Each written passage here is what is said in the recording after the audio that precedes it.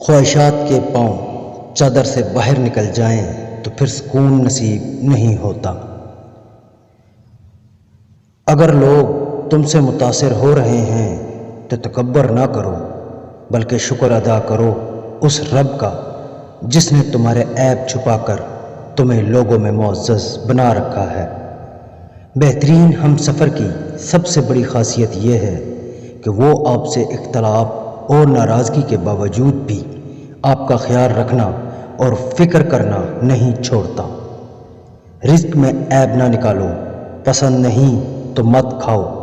جو نعمتیں اللہ نے دی ہیں ان پر اللہ کا شکر ادا کرو، کیونکہ بہت سو کو یہ بھی نصیب نہیں ہے۔ لباس قیمتی ہو یا سستا، کردار کو نہیں چھپا سکتا۔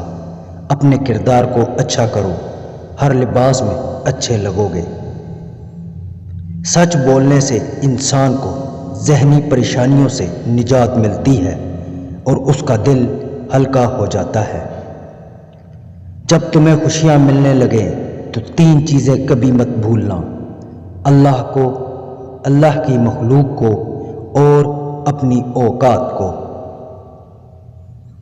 3 لوگ جب آپ کے سامنے بات کر رہے ہوں تو انہیں مت روکیں: والدین، بچہ، غم زدہ انسان، کیونکہ ان کا دل بول رہا ہوتا ہے۔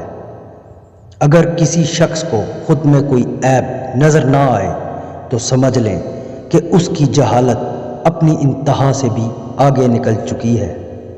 کسی انسان کی خوبی پہچانو اور اسے بیان کرو، لیکن اگر کسی کی خامی مل جائے تو یہاں تمہاری خوبی کا امتحان ہے۔